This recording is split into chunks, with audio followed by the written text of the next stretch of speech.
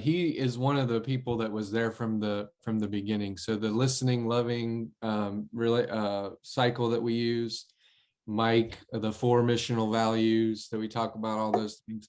Mike, he's known as the theologian of the Fresh Expressions movement. Pioneered a youth congregation, one of the first to plant a church specifically for youth.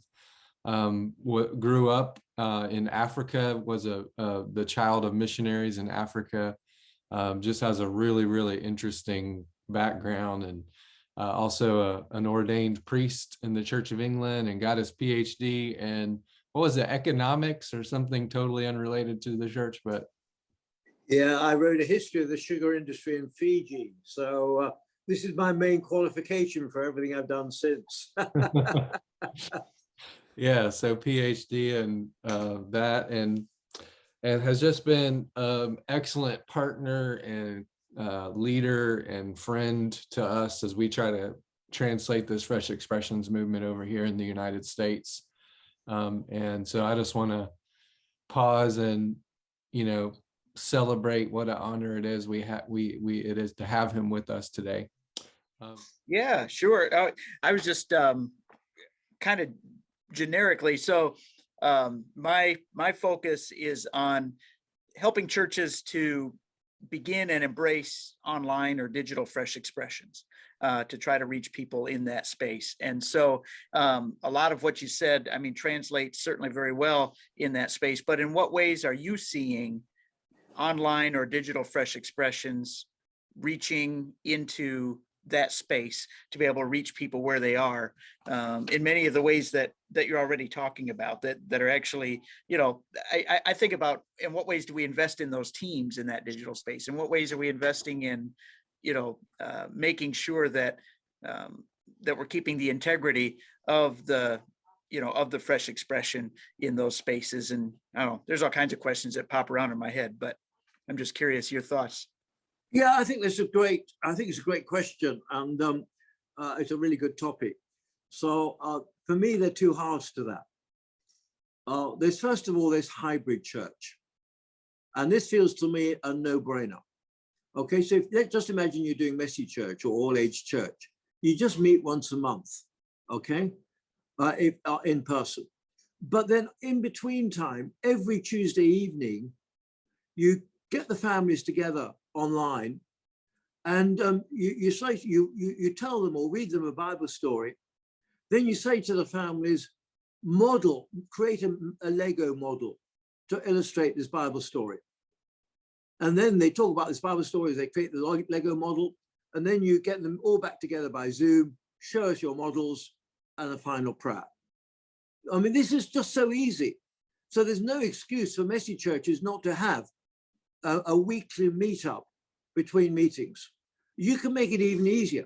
You can say, it's bedtime with Aaron, and they simply come online on Tuesday. You read them a Bible story, you get them to talk about it. Maybe you get them to act it out, because some of these kids love acting it out. They see each other acting it out, and then you pray with them, and you get them to pray. And this is really, really easy. And all it takes is 45 minutes of your time. So if messy churches don't do that today, or all-age churches don't do that today, I would just say that's criminal. There can't be any reason why you wouldn't do that. It doesn't matter, only one family come, that's worth it. Do it with the one family, because they'll talk about it to others, and another family will come, another family will come. So the hybrid church just feels like a no-brainer. And I think, a bit of reflection on that, so on, is good. The more challenging bit is the total church online. And I just think that you just follow this Fresh Expressions methodology. So you don't do what they used to do in Second Life and what some people still do. We're going to start church online with a worship event and so on, because, basically the Christians will come, you'll get a few other people looking, you'll say, oh, I had so many visits, but how long did they stay? 500 people visited me, yeah, that's great, but 450 stayed 30 seconds, well, what's the point of that? How many people come back? Oh my goodness. So you don't start like that. You say, well, what are the online spaces, or what are the interests ways that we can love people in an online way? So are there communities that we can build around conversations on a topic, or, do we have people who are interested in beekeeping? Can we set up a community of beekeepers where we talk about beekeeping and so on, but we also introduce the spiritual dimension? So you might advertise beekeeping with a spiritual dimension. That's really weird. Who keeps bees with a spiritual dimension? And so you attract some people who are really intrigued by this.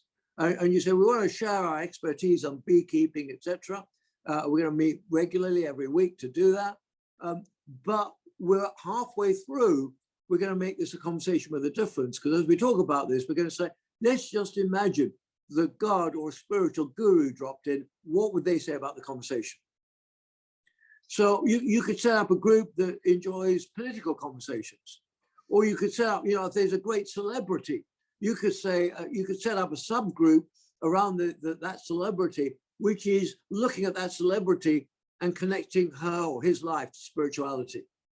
And so you look for these mega groupings or niche groupings, and you create something that connects to spirituality, and you get them online, you talk about it. So that's the kind of thing I do, but I would want to go further than that, because I would want to make sure that I have some way of collecting their email addresses and their details. All right, because then I'd want to start asking them questions, and I'd be saying, what more can we do? Do you want, I'd look first of all where most of them live, and so I'd be saying, do we want to host local meetups? Do we want to have a great annual jamboree where we all come up together from across America and meet together? Because there's no doubt we are physical people, all right?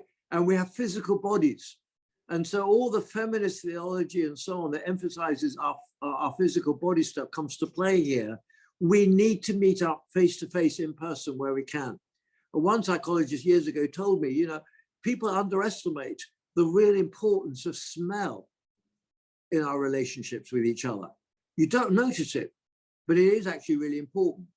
So, so all these things that make us physical humans and make us body people mean that the coming together at some point physically would be brilliant. So I'd be looking to my group, and whereas you start most Fresh Expressions at the moment with in-person meetings, and then you might add on an online dimension. Here, you're starting with an online presence, and then you're saying, how can we add on an in-person dimension?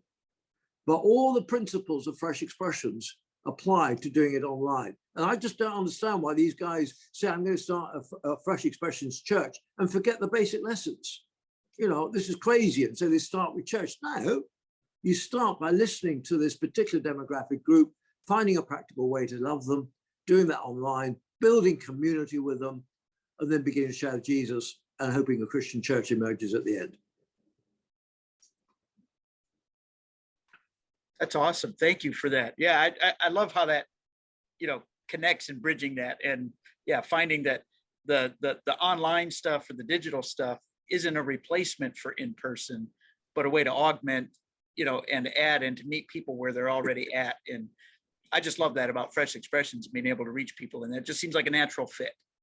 Yeah, I think it is, Aaron, and I think the challenge, there are some great theological issues here about whether you could celebrate Holy Communion online, and you could, there are all sorts of theological debates about that, which is great. How would you do a baptism, etc., etc., etc. So these are worth talking about, and you get dissertations out of that.